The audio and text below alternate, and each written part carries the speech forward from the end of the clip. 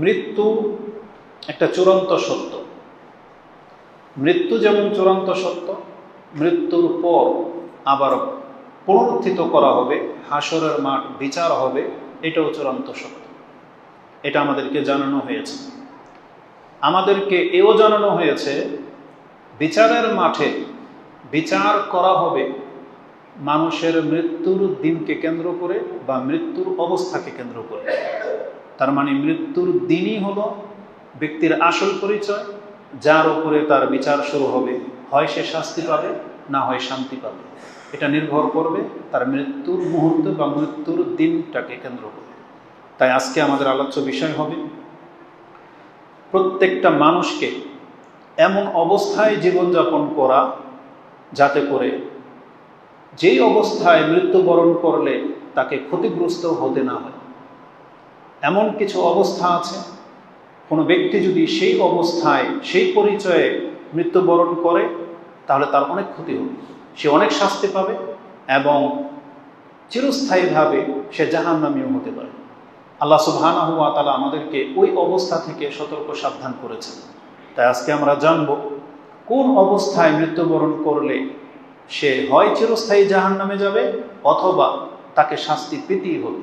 সেই অবস্থা থেকে যেন আমরা নিজেদেরকে মুক্ত করি, মুক্ত রাখি, এটা হবে আজকের আহ্বান এবং এটাকে গুরুত্বের সাথে আপনাদেরকে আমি নিতে বলবো। আল্লাহ আমাকে এবং আপনাদেরকে বোঝার তৌফিক দান করুন। সর্বপ্রথম যেই অবস্থার উপরে থেকে মৃত্যুবরণ করতে হবে সেটা হচ্ছে ঈমান।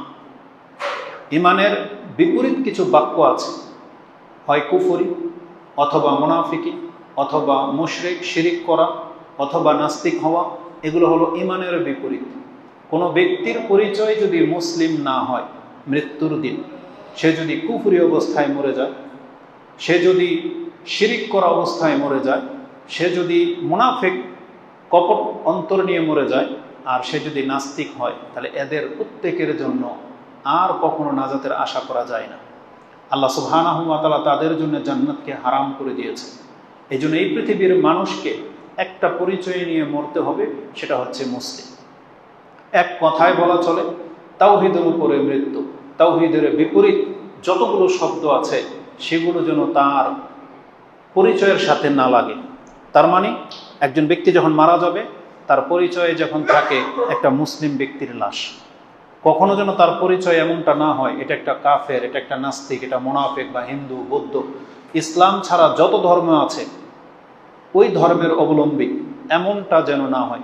কারণ রাসূলুল্লাহ সাল্লাল্লাহু আলাইহি ওয়াসাল্লাম বলেছেন, এই পৃথিবীতে যার কাছে আমার নাম পৌঁছে যাবে, মানে মুহাম্মদ একজন রাসূল, সর্বশ্রেষ্ঠ এবং সর্বশেষ রাসূল এসেছে, যার কাছে এই শব্দ পৌঁছে গেছে তাকে মেনে নেওয়া ছাড়া আর নাজাতের কোনো পথ নেই।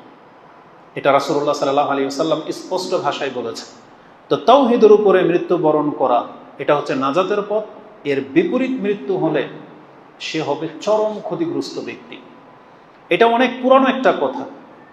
যারা এখানে উপস্থিত আছেন বা নেটে যারা বক্তব্য শোনেন, যারা ইসলামিক আলোচনা শোনে, তারা এটা লক্ষ্য করলে দেখতে পাবে এটা অনেক পুরানো কথা, বহুদিন ধরে শুনতেছে তাওহীদের আলোচনা, সবাই বলে, বারবারই শুনতেছেন। এটা এমন একটা বিষয়, প্রত্যেকটা বিষয়ের আসলে এটাই মুখ্য উদ্দেশ্য। কথাটা পুরানো হতে পারে, তবে জেনে রাখেন এর চাইতে গুরুত্বপূর্ণ এবং এর চাইতে দামি কোনো কথা আর হতে পারে না। এই জন্য এটাকেই বারবার বলতে হবে, যাতে করে আমরা যারা মুসলিম হয়েছি আমাদের নাসল সন্তানরা যেন এই কথাটা বারবার শুনতে পারে এবং ওদের অন্তরে যেন এটাকে বসায় নেয় যে আমার জীবনের যেই কোনো মূল্যে হোক আমাকে মুসলিম হয়ে বেঁচে থাকতে হবে। কারণ মুসলিম ছাড়া কোনো ব্যক্তি নাজাত পাবে না। এটা কথা যতই পুরানি হোক, যতই তিক্ত হোক, যতই আপনি বিরক্ত বোধ করেন না কেন, এটাকে প্রতিদিন প্রতি মুহূর্ত বারবার এটাকে আমাদেরকে বলতে হবে যে দেখেন পৃথিবীর মানুষ, আপনি মুসলিম অবস্থায় বেঁচে থাকার চেষ্টা করেন। মুসলিম না হয়ে যদি আপনি মরে যান তাহলে কিন্তু আপনাকে কেউ বাঁচাতে পারবে না। আর এটা আমাদের দায়িত্ব বটে। পিতামাতার দায়িত্ব সন্তানকে কথাটা বলা, শিক্ষকের দায়িত্ব ছাত্রদেরকে এটা বলা, রাষ্ট্রনায়কের দায়িত্ব তার রাজ্যের মানুষকে এটা বলা, প্রত্যেকটা ব্যক্তির পথচারীদের এটা বলা, মসজিদের ইমামদের দায়িত্ব এটা বলা। কেন? কারণ এটাই হলো নবী এবং রাসূলদের পৃথিবীতে আসার মূল কারণ। তারা এসেছে শুধু মানুষকে এই আহ্বানটা জানানোর জন্য যে পৃথিবীর মানুষ তোমরা আল্লাহর কাছে আত্মসমর্পণ করো, আল্লাহর ইবাদত করো, মুসলিম হয়ে বাঁচো। এটা ছিল একবারে প্রথম রাসূল থেকে সর্বশেষ রাসূলের দাওয়াত। এজন্য এটা আপনার তিক্ততার বিষয় না, এটা আপনার মানে একঘেয়েমির বিষয় না, বরং এটা আপনাকে আমাকে বারবার স্মরণ করিয়ে দেওয়া মানি হলো আপনার আমার কল্যাণ। আজকে আপনি লক্ষ্য করলে দেখতে পাবেন এটা সবচেয়ে পুরানো আলোচনা, সবচেয়ে বেশি আলোচিত বিষয়, কিন্তু তারপরেও ম্যাক্সিমাম মানুষ এটাকে কোনো গুরুত্বই দিচ্ছে না, বরং দিন দিন মানুষ ইমান থেকে মুখ ফিরাচ্ছে। ইমানের বিপরীত যেই রাস্তা আছে সেই পথের পথিক সবচেয়ে বেশি, অথচ সব থেকে বেশি আলোচনা দাওয়াত এটাই মানুষকে দেওয়া উচিত যে না আপনি মুসলিম হন। আসুন এই সম্পর্কে আল্লাহ সুবহানাহু ওয়া তাআলা আমাদেরকে স্পষ্ট ভাষায় বলেছেন, কোনো ব্যক্তি যদি মুসলিম অবস্থায় মরতে পারে এটা আল্লাহর ওয়াদা, আল্লাহ বলেছেন আমি তাকে জান্নাত দেব। কোরআনে আল্লাহ সুবহানাহু ওয়া তাআলা বলেছেন, একাধিক আয়াত বা পুরো কোরআনই হচ্ছে এই মর্মে, তবে আপনি সূরা আনআম 6 নম্বর সূরার 82 নম্বর আয়াতটা নিতে পারেন। আল্লাহ বলেছেন আল্লাযীনা আমানু, নিশ্চয়ই যারা ঈমান আনবে, ওয়ালাম ইয়ালবিসু ঈমানাহুম বিযুলমিন উলাইকা লাহুমুল আমনু ওয়া হুম মুহতাদুন, নিঃসন্দেহে যারা ঈমান আনবে, ঈমান আনার পরে এই ঈমানকে আর জুলম দিয়ে নষ্ট করে দিবে না, জুলমের সংমিশ্রণ ঘটাবে না, আল্লাহ বলেছেন আমি তাকে সার্বিক নিরাপত্তা দিয়ে দেওয়ার ঘোষণা করতেছি। এই জুলুম কি?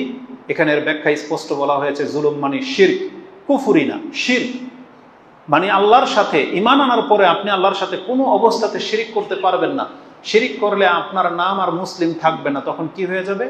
মুশরিক একটা শব্দ, মুশরিক একটা শব্দ।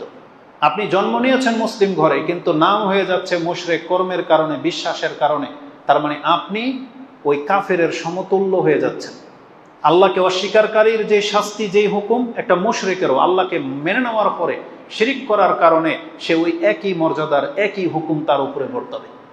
যদিও তার জন্মটা মুসলিম ঘরে হয়েছে, যদিও সে আল্লাহকে বিশ্বাস করে, কিন্তু শিরিক করার কারণে তার মান হয়ে যাচ্ছে কাফেরের মতো।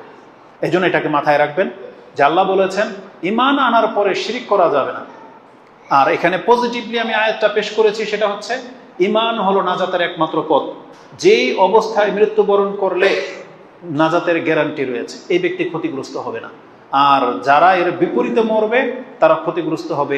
এই মর্মে আল্লাহ সুবহানাহু ওয়া তাআলা বহু আয়াত কোরআনে উল্লেখ করে রেখেছেন। তার মধ্যে একটি আয়াত আপনি নিয়ে নেন, সূরা তাওবা 68 নম্বর আয়াতে আল্লাহ বলেছেন ওয়াদাল্লাহুল মুনাফিকিনা ওয়াল মুনাফিকাত, নিশ্চয়ই আল্লাহ ওয়াদা করতেছেন মুনাফিক পুরুষ এবং মুনাফিক নারীদের সাথে, ওয়াল কুফফারা এবং কাফেরদের সাথে, নারা জাহান্নামা খালিদিনা ফিহা, তাদের জন্য আমার ওয়াদা যে তাদেরকে আমি চিরস্থায়ী জাহান্নামের ঘোষণা করে দিলাম।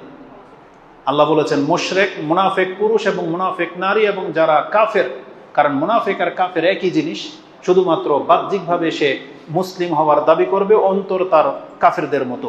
এই জন্য আল্লাহ সুবহানাহু ওয়া তাআলা পৃথকভাবে মুনাফিকদের কথা আলোচনা করেছেন যে কাফের আর মুনাফিক এদের জন্য আল্লাহর ওয়াদা নারা জাহান্নামা খালিদিনা ফিহা, সেখানে তারা চিরস্থায়ী থাকবে। আল্লাহ বলেছেন হিয়া হাসবুহুম, এটাই তাদের জন্য যথেষ্ট।